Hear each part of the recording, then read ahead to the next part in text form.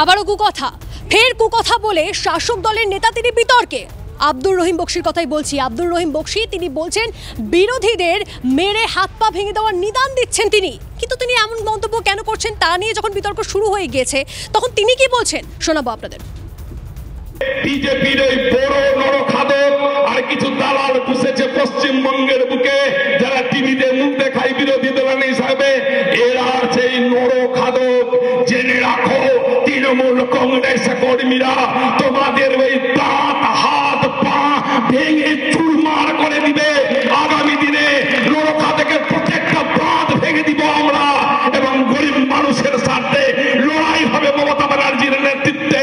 জেনে রাখুন এমপি বাবু, জেনে রাখেন বিজেপির বন্ধুরা, এই খাটতে খাটতে 100 দিনের কাজে যে গরিব মানুষের পায়ের জুতোটা শেষ হয়ে গেছে, ফুলের মালা নয়, সে গরিব 100 দিনের কাজ করা গরিব মানুষের পায়ের জুতোর মালা তোমার গলায় পরানো হবে। তিনি যা মন্তব্য করলেন সেটার এখন এই মুহূর্তে দাঁড়িয়ে কি জাস্টিফিকেশন দিচ্ছেন কথা বলবো। আমাদের সঙ্গে রয়েছেন আমাদের প্রতিনিধি সুব্রত সরাসরি। সুব্রত, হ্যাঁ দেখো, এই মুহূর্তে আমি রহিম বক্সি, আব্দুর রহিম বক্সির সঙ্গেই রয়েছি।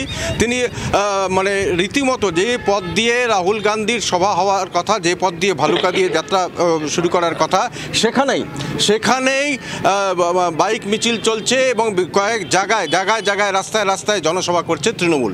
মানে যেখানে কংগ্রেসের রাহুল গান্ধীর আসার কথা সেই পথে আগে থেকে নিজেদের শক্তি প্রদর্শন করছে তৃণমূল। এই মুহূর্তে রহিম বক্সি রয়েছেন এখানে। যে সবচেয়ে বড় বিষয়, সেখানে কিন্তু আপনি বিরোধীদের স্পষ্টভাবে বলেছেন হাত পা ভেঙে দেব, তেমন হলে সেখানে তাদেরকে রুখে দেওয়ার গ্রামবাসীদের আবেদনও করছেন। এই ধরনের বক্তব্য কেন বলছেন? আমি বলছি যে আজকে বিজেপির এখানে এমপি আছেন, কেন্দ্রীয় সরকার আছে, তারা 2019 সালের লোকসভা নির্বাচনে অনেকগুলো প্রতিশ্রুতি দিয়েছিল। 2 কোটি করে চাকরি বেকার যুবকদের প্রতি বছর দিবে। তারা বলেছিল 15 লক্ষ করে টাকা অ্যাকাউন্টে আসবে।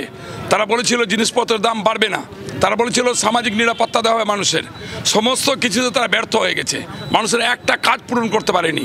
বিজেপির বাড়ি যে গরিব ছেলেটা আছে বিএ পাস, তাকে একটা চাকরি দিতে তারা পারেনি। তাই জন্য কি আবেদন করছেন গ্রামবাসীদের যাতে তাদের পথ না, যেহেতু তারা কোনো কাজ করতে পারেনি, তাদের প্রতিশ্রুতি সম্পূর্ণরূপে ভঙ্গ করেছে, সেই কারণে আমাদের দাবি গ্রামের মানুষ একত্রিত হন, দাবি পূরণ করুক, তারপরে গ্রামে এসে ভোট চাক বা গ্রামে এসে দলের কথা বলুক। এই কথা বলেছি, সেই কারণেই বলছেন জুতোর মালা পুড়িয়ে দেওয়ার।